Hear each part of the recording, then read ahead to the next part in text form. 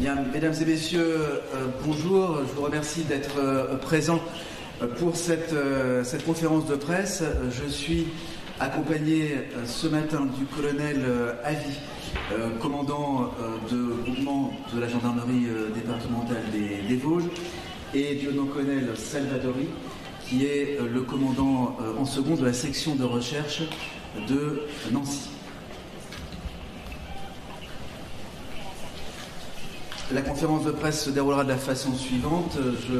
J'évoquerai bien évidemment les faits. Je laisserai la parole au colonel Avi, au colonel Salvadori également sur l'engagement des moyens. Nous répondrons ensuite à vos questions.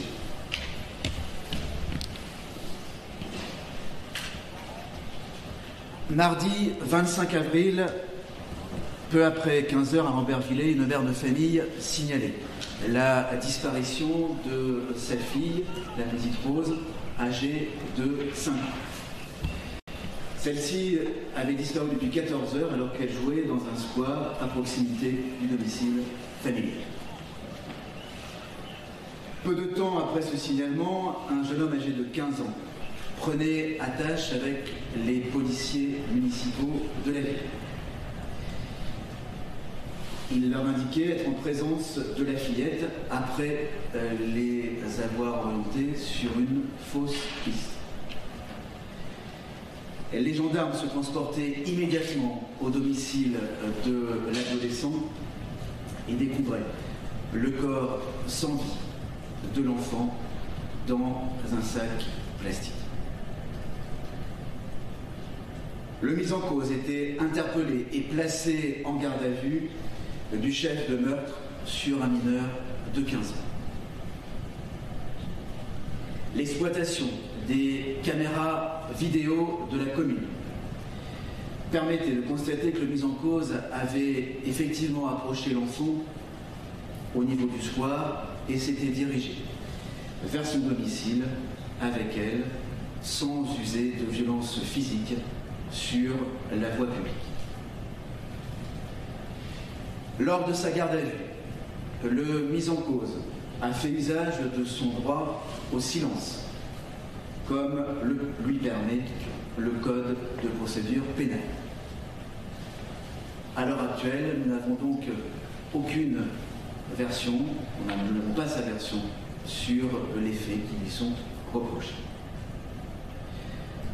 L'autopsie de l'enfant sera réalisée demain matin à l'Institut médico-légal de Nancy. Elle permettra de connaître les causes de la mort. Le mis en cause sera présenté cet après-midi devant un juge d'instruction du pôle criminel d'Épinal. Le parquet demande sa mise en examen des chefs de meurtre sur mineurs de 15 ans et son placement en détention provisoire. S'agissant de la personnalité du mis en cause, il convient de préciser que le casier judiciaire de l'intéressé ne porte trace d'aucune condamnation. Il est toutefois actuellement mis en examen dans le cadre d'une information judiciaire pour des faits de viol et agression sexuelle, ainsi que séquestration sans libération volontaire, pour des faits commis en février 2022, alors qu'il n'avait que 14 ans. À ce titre, il a été placé sous contrôle judiciaire strict depuis le 3 mars 2022, avec un placement dans un centre éducatif fermé, hors du département pour une durée d'1 année. Le placement a été levé début mars 2023, avec un retour du mineur dans sa famille et un accompagnement renforcé de la part de la protection judiciaire de la jeunesse. Il était astreint à une activité de jour quotidienne, une obligation de formation, une obligation de soins. Cette mesure semblait correspondre au profil du mineur, alors inconnu de la justice, à son âge et surtout aux dispositions du Code de justice pénale des mineurs. Les rapports rendus par les éducateurs concluaient d'ailleurs à une évolution positive du mineur tant dans le cadre du centre éducatif fermé qu'à domicile. Une expertise psychiatrique ordonnée dans le cadre de ce précédent dossier. Relever l'absence de troubles mentaux, mais souligner l'existence d'une déficience mentale légère, le mineur étant à ce moment-là scolarisé en IM. Une nouvelle expertise psychiatrique a été réalisée dans le cadre de la nouvelle garde à vue. Dans son rapport provisoire, l'expert conclut à l'existence d'une altération du discernement et à sa dangerosité pour les autres, sans, pour le moment, davantage de précision. Dans le cadre de sa garde à vue et de son interpellation, le mineur n'a toutefois pas tenu de propos délirants ou laissant penser à des troubles psychiatriques. En tout état de cause, de nouvelles expertises seront réalisées et ordonnées par le juge d'instruction qui sera saisi de ce dossier. Je laisse la parole au colonel Lavie sur l'engagement des moyens importants qui ont été réalisés par la gendarmerie.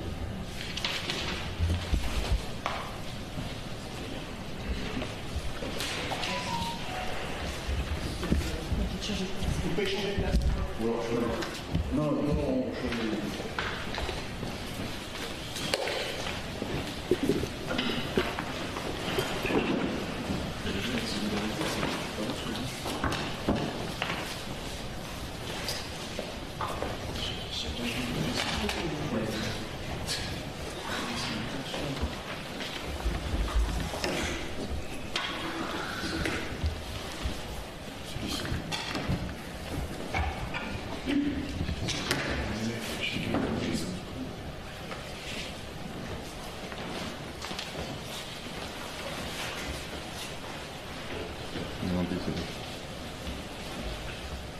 Bien, sur le déclenchement des opérations et les moyens engagés, la gendarmerie est déclenchée un peu après 15 heures par la maman de la victime qui nous appelle nous disant qu'elle recherche sa petite fille de 5 ans qui jouait au sein d'un parc et qu'elle n'a plus vue depuis 1h30. Donc immédiatement, il est alors à 15h10, immédiatement nous déclenchons énormément de moyens. La compagnie de gendarmerie de Saint-Dié-des-Vosges fait converger des dizaines de militaires sur site, demande des moyens spéciaux, le chien, l'hélicoptère de Colmar. Pendant que ces moyens étaient en train de converger et que les premiers éléments débutaient les recherches avec le renfort de 4 policiers municipaux, en moins d'une heure de temps, le corps de la petite est découvert dans les circonstances que M. le procureur vient déjà d'aborder. C'est-à-dire qu'un jeune homme de 15 ans qui vient en contact avec les policiers municipaux d'abord pour nous orienter sur une fausse piste, puis qui les amène à son domicile en disant que le corps y est. Ce sont les policiers municipaux qui sont les premiers au contact du corps de la petite. J'ai une patrouille de gendarmerie qui arrive immédiatement derrière, qui prennent en compte le suspect et qui prodigue les premiers gestes de secours sur le corps de la petite, mais il était malheureusement trop tard. Ensuite, nous montons évidemment en puissance sur un autre contexte et nous avons d'autres moyens spéciaux qui convergent. Les techniciens d'investigation criminelle, les chiens-pistes, encore une fois, mais pour retracer l'itinéraire, les drones qui sont venus le lendemain, la section de recherche qui est saisie par M. le procureur pour la direction d'enquête. C'est la maison de protection des familles aussi qui vient entendre quelques mineurs témoins de faits qui avaient eu lieu la veille. Tout ça, ça ne fait pas moins d'une cinquantaine de militaires de la gendarmerie engagés sur cette première journée, plus une dizaine d'enquêteurs de la section de recherche. Comme vous vous en doutez, que la manœuvre s'est inscrite dans la durée ensuite. Sur le moment engagé, je pense que sur le tour, on aura vos questions si vous le souhaitez. Parole au lieutenant-colonel Salvadori sur les actes généraux d'enquête. Oui, c'est bon. Oui.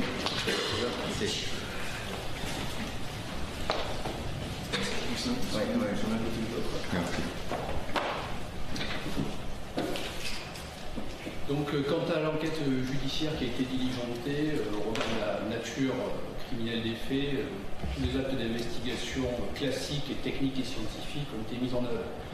D'une part les actes classiques, à savoir d'une part la garde à vue évidemment de mise en cause, mais également l'audition de divers témoins à l'issue d'une enquête de voisinage diligentée. Donc environ 25 personnes qui ont été auditionnées, à la fois des proches des mises en cause, mais également de la victime, ainsi que des personnes qui ont pu côtoyer, croiser la mise en cause au cours de la journée, voire des jours précédents.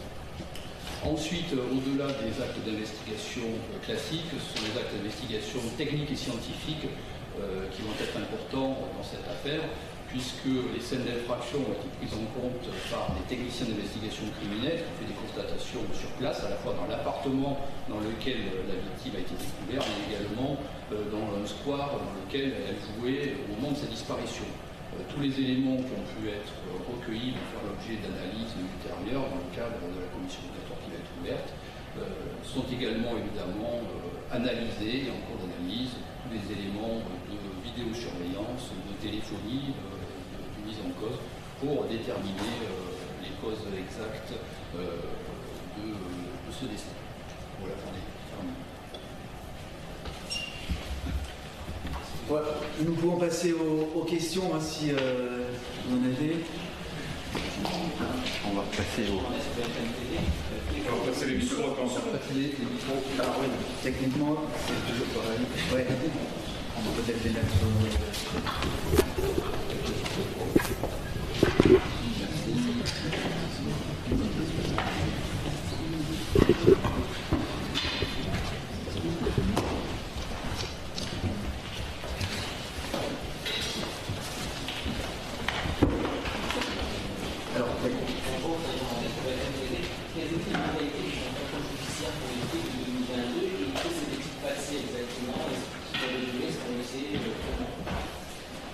Alors, sur les modalités de son contrôle judiciaire, comme je l'ai indiqué, le mineur était alors âgé de 14 ans au moment des faits qui lui étaient reprochés, pour lesquels il est mis en examen, et présumé innocent. Il n'a pas été jugé ni condamné pour ces premiers faits. Les modalités de contrôle judiciaire sont les suivantes.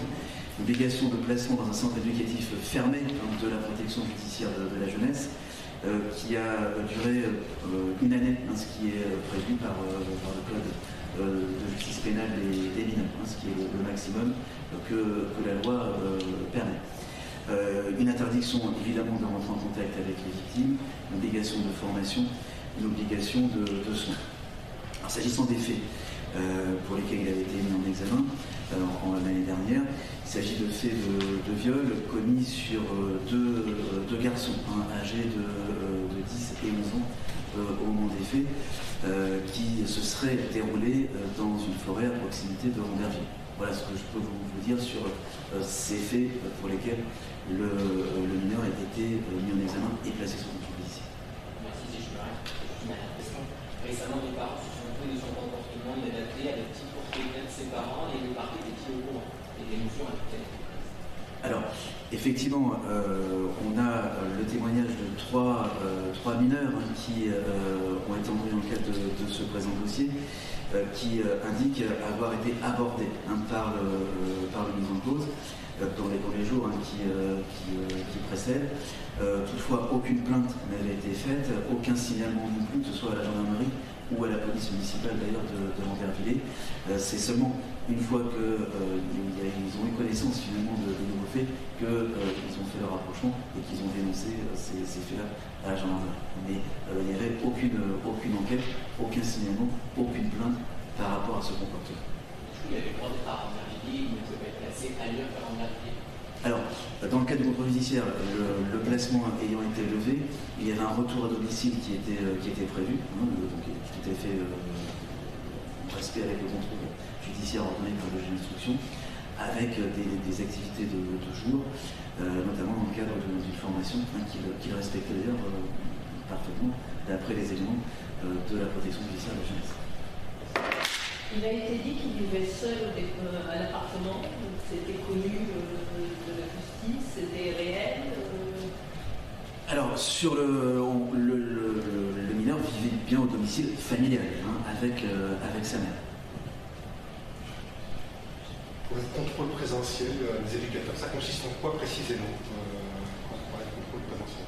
Alors, on est sur un contrôle judiciaire, j'allais dire classique, mais renforcé néanmoins, avec une visite régulière de la protection judiciaire de jeunesse, donc de la part d'éducateurs qui se rendent au domicile. Ils ne sont pas là non plus quotidiennement, puisque le placement est élevé depuis le 3 mars dernier. On s'est accordé donc cette dernière visite au domicile? Pas à ma connaissance, je n'ai pas cet élément. On parle d'un certain isolement justement de cet appartement avec une mère plutôt absente. Est-ce que vous avez des éléments par rapport à ça? Alors, l'isolement du mineur, c'est un point qui effectivement ressort dès la première affaire. C'est vrai. Ouais. Concernant la mise en examen de l'année passée, certaines personnes sur les réseaux sociaux se sont notamment exprimées en expliquant que l'adolescent avait attaché 2 enfants à un arbre et leur ont fait des fellations. Est-ce que vous confirmez? Tout à fait.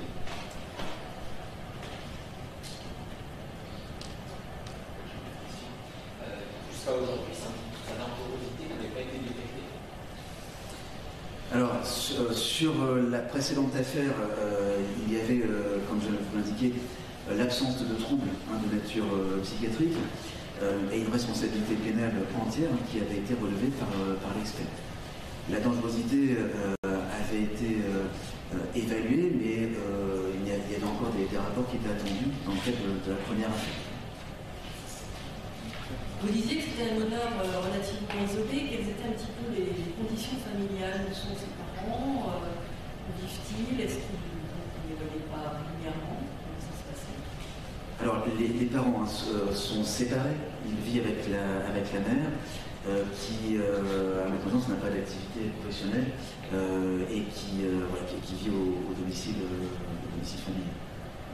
Vous ne la voyez pas régulièrement? Vous ne la voyez pas forcément... Alors, dans le cas du placement au centre éducatif fermé, il y a des visites, mais une fois au retour au domicile familial, il vivait avec elle. Oui, c'était un retour dans la famille, sous surveillance de la protection judiciaire de la jeunesse. C'est le cadre exact de retour au domicile. Il y avait un livre, on s'en sait plus sur sa famille aussi. Est-ce qu'on connaît un peu les familles?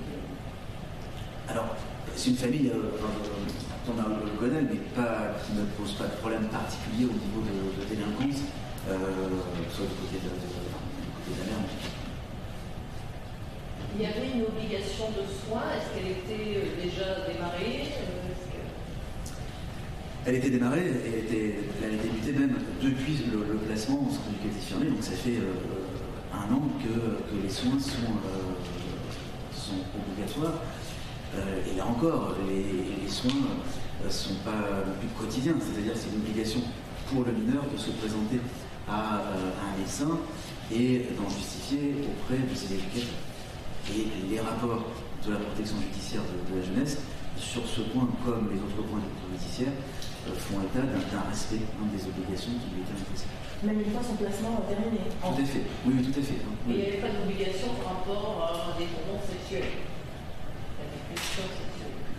Alors, les soins qui étaient imposés dans le contrôle judiciaire étaient évidemment liés à la problématique sexuelle, puisqu'il est mis en examen pour des faits de viol. Donc, c'est bien sur cette problématique-là que les soins étaient orientés. Concernant la découverte du corps, est-ce que la fillette était dénudée et y a-t-il une suspicion de viol ou d'agression sexuelle? Alors, par respect pour la famille, je ne m'étendrai pas davantage sur les conditions dans lesquelles le corps a été découvert. Sur votre deuxième question, l'autopsie a lieu demain.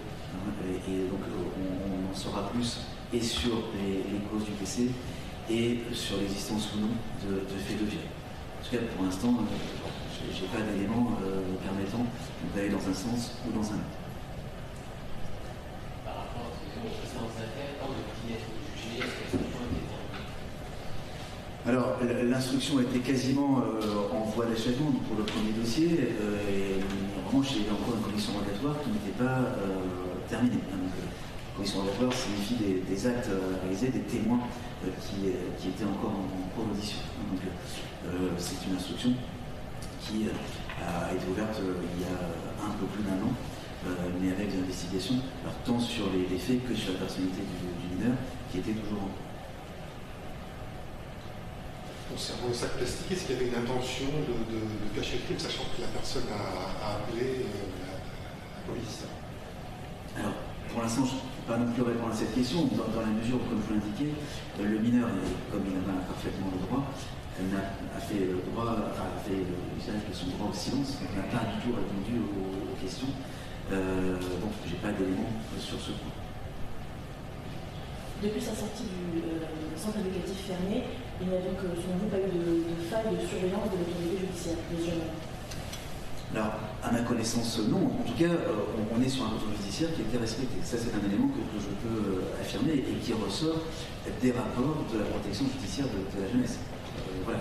Et des rapports récents qui ont été réalisés, y compris après sa sortie de placement. J'insiste également sur le fait qu'il n'y a pas eu de fugue non plus du centre éducatif fermé.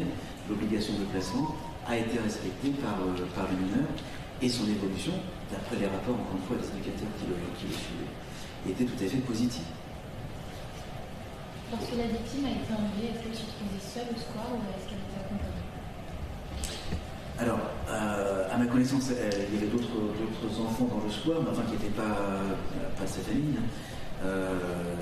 Et alors, quand on parle d'enlèvement, voilà, là aussi, c'est un élément qui n'est pas retenu pour l'instant, dans la mesure où il n'y a pas eu de violence par rapport à ce qui a été vu dans la vidéosurveillance.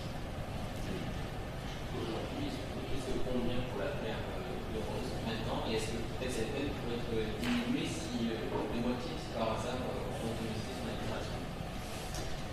Alors effectivement, sur les peines encourues, le code pénal, par rapport à ces faits d'une extrême gravité, prévoit une peine de réclusion criminelle à perpétuité, mais comme le mineur est âgé de moins de 16 ans, le code de justice pénale des mineurs prévoit une peine de 20 ans de réclusion criminelle,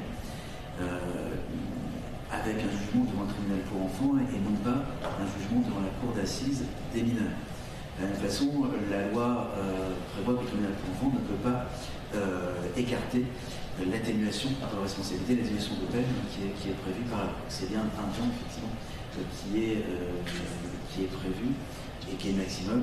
Et le cas échéant, s'il y a une altération qui est retenue, voilà, c'est l'application, effectivement, de ce qui est prévu par la loi qui pourrait s'appliquer dans tout le monde. Aussi, je veux revenir sur les faits de l'humanité exactement. Alors, j'ai déjà répondu à cette question par rapport à des faits de viol, de séquestration sur deux garçons de 11 ans, des faits dans une forêt à proximité de Montreuil. Est-ce qu'une déficience légère peut être une altération du jugement, peut être considérée comme une altération du jugement? Alors, le premier expert, je dirais, dans la première affaire a répondu que non, puisqu'il a bien retenu une déficience mentale légère, tout en indiquant qu'il n'y avait pas d'altération ni d'abolition. Voilà, les nouvelles expertises qui seront réalisées dans le présent dossier nous le diront. Concernant les faits de 2022, donc sa mise en examen pour ces faits-là, comment expliquer que l'institut est toujours en cours ce délai? Alors, on est sur un délai qui est relativement habituel sur ces faits. Comme vous l'indiquez, il y a de nombreuses investigations, tant sur les faits que la personnalité. Donc, une commission rogatoire est toujours en cours concernant ce dossier. On disait tout à l'heure, les habitants, nombreux habitants nous ont parlé du fait qu'il errait dans les rues, qu'il tenait des propos incohérents, parfois agressifs. S'il y avait eu des plaintes, est-ce que le contrôle judiciaire aurait pu être modifié? Alors, si effectivement ces éléments-là avaient été portés à la connaissance du juge d'instruction, oui, mais dans le cadre de la première affaire et de cette nouvelle affaire, il n'y a pas d'éléments qui viennent confirmer ces éléments d'évoquer. Pas de propos incohérents, pas de comportement particulier, si ce n'est effectivement les 3 mineurs dont j'ai parlé tout à l'heure, qui ont été abordés par l'intéressé quelques jours avant le drame. Et est-ce que les caméras confirment justement que ces mineurs ont été abordés et que c'était relativement proche Alors sur ce point, les investigations sont en cours encore là-dessus. Hein, on vous parlait tout à l'heure des investigations et de l'exploitation de la vidéosurveillance. C'est notamment sur ce point-là, hein, puisque on a la vidéosurveillance juste avant les faits qui est déjà exploité. Le reste est donc. Concernant les conditions de détention provisoire, si le juge d'instruction ordonne une situation de détention provisoire, les conditions pour un mineur sont quand même très particulières. On ne prend pas les mêmes conditions que pour un majeur. Est-ce que vous pouvez nous donner quelques explications là-dessus? Alors tout à fait, la détention provisoire, comme la détention en général d'ailleurs d'un mineur, est soumise à un régime tout à fait particulier. Un quartier mineur de la maison d'arrêt, qui est évidemment dédié à l'accueil des mineurs, avec un accompagnement et un suivi de la part de la protection judiciaire de la jeunesse, qui intervient là tous les jours au niveau de la maison d'arrêt. Et les délais de détention provisoire sont quand même relativement restreints chez les mineurs, d'accord? Oui, tout à fait. Ouais. Pas un délai particulier, 6 mois, 1 an? Oui, tout à fait, c'est ça. Tout à fait, avec des renouvellements qui sont prévus par Concernant le profil de cet adolescent, avait-il été admis en hôpital psychiatrique? Non, alors c'est un élément qui a été évoqué par plusieurs personnes. Aucune hospitalisation dans un hôpital n'apparaît, que ce soit dans la précédente procédure, dans les rapports qui sont fournis par la protection judiciaire de la jeunesse, pas d'antécédent psychiatrique. Encore une fois, une déficience mentale légère, un suivi de scolarisation en IME, mais pas d'hospitalisation en psychiatrie. Au moment des faits, est-ce que sa famille était à Ambervillers? Sa mère était-elle là Alors sa mère était sur Ambervillers, pas au domicile familial. Pas dans l'appartement où le corps était découvert. Paraît-il une maison dans le village, un peu plus vers le bas, un peu plus en bas? Alors effectivement, il y a deux domiciles. Vous pouvez nous décrire les conditions de découverte dans l'appartement? Comment vivait ce jeune homme, apparemment probablement souvent seul, dans ces logements? Alors, oui, parce qu'en fait, il y a deux appartements et deux logements, et a priori, il vivait plutôt dans l'autre logement que dans celui où le corps était découvert, où effectivement, il y a très peu de meubles et pas beaucoup d'affaires également à lui.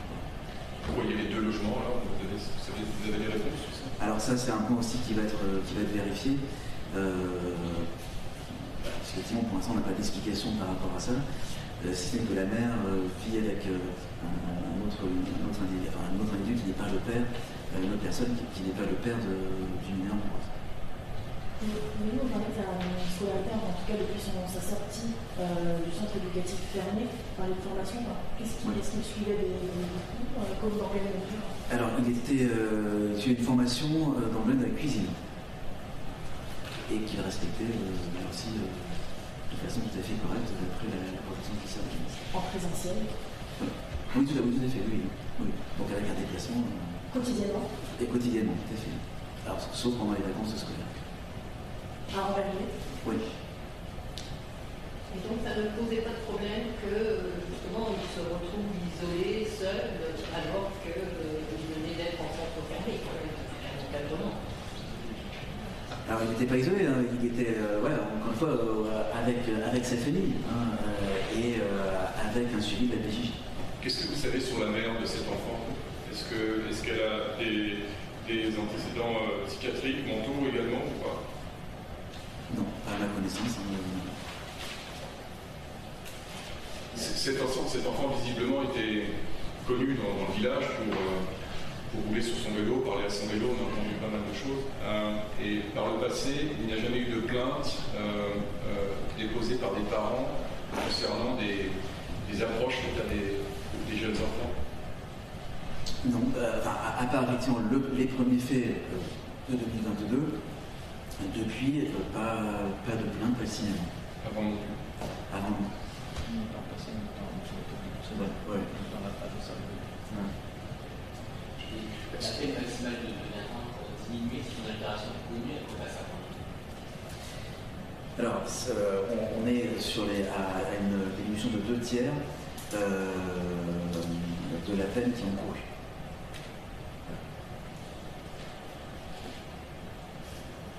C'est combien de temps la victime est restée dans l'appartement? Est-ce qu'il y a des traces d'activité dans ce que vous avez retrouvé dans les éléments dans l'appartement? Alors, sur la... on n'a pas d'éléments pour l'instant, les investigations sont toujours en cours là-dessus.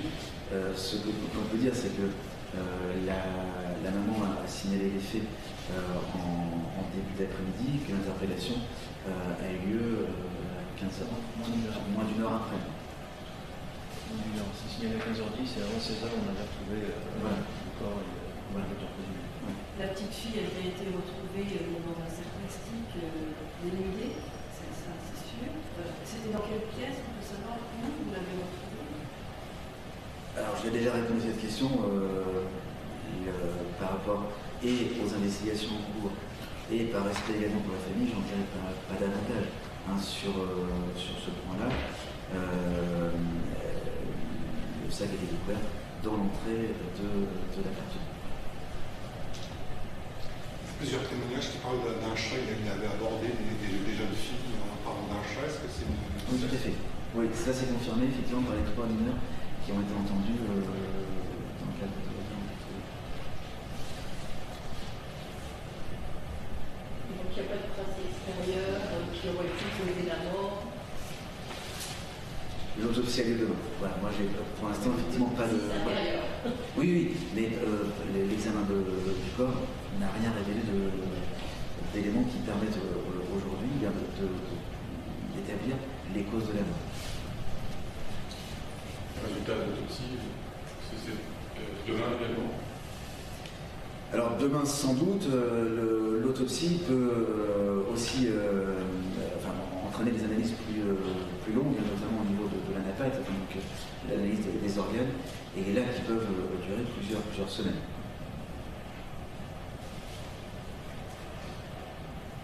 Et la garde à vue du jeune homme doit se terminer? Alors la garde à vue a été prolongée hier soir, elle se termine cet après-midi par appréhension du coup devant l'instruction. Qu'est-ce qui va venir de lui en sortie de la valide? Qu'est-ce qui se passe ensuite? Alors comme je vous l'ai indiqué, il sera présenté devant un juge d'instruction d'Épinal et le parquet demande le placement en détention provisoire. Donc si le juge d'instruction ordonne ce placement en détention,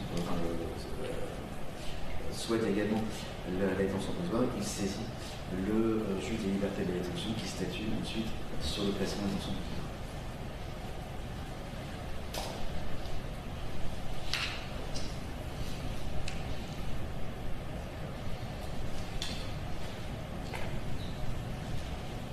Pas d'autres questions? Juste une dernière question, est-ce que la famille de la victime va être soutenue, encadrée? Est-ce qu'il y a des personnels médicaux qui... Alors l'association d'aide aux victimes a été saisie. On connaît, vous pouvez peut-être... Ils ont été mis en contact de la CIDFF et la préfecture engage aussi la cellule d'aide psychologique au contact de la famille, des voisins, de ceux qui en auraient besoin.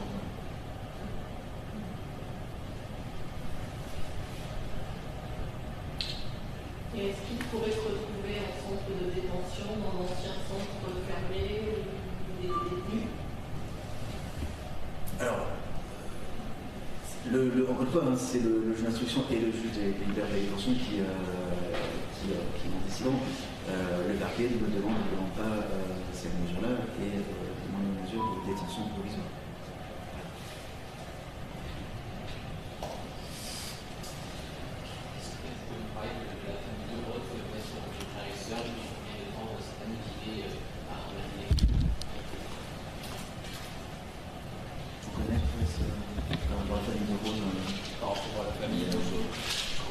Pour l'instant, évidemment, la commission rogatoire va se poursuivre et tout le travail de la commission rogatoire sera aussi d'établir et de compléter l'environnement global à la fois du mis en cause et de la famille de la victime. Ce qu'on sait, c'est que la famille habite sur le secteur de Metz Et la maison dans laquelle il réside sur Andervilliers est une résidence secondaire de vacances. On est sur le terrain sur Et j'ai passé ces détails-là.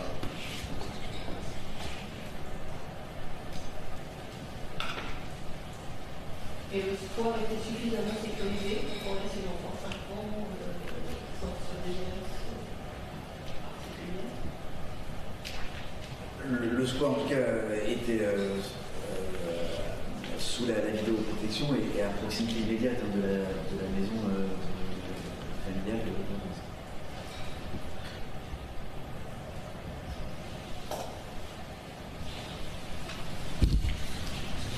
Très bien, écoutez, si vous n'avez plus de questions, nous vous remercions pour l'attention que vous avez portée à cette conférence de presse. Merci.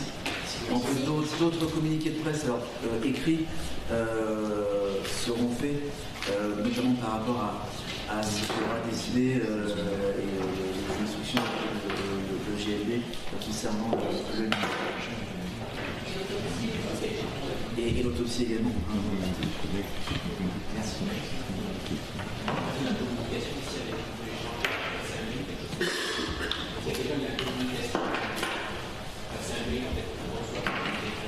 Oui, alors il faudrait passer par soit mon adresse structurelle de PR pour TJ. Ouais. PR.TJ épinal du 6. Ouais, épinal sans accent en minuscule @justice.fr.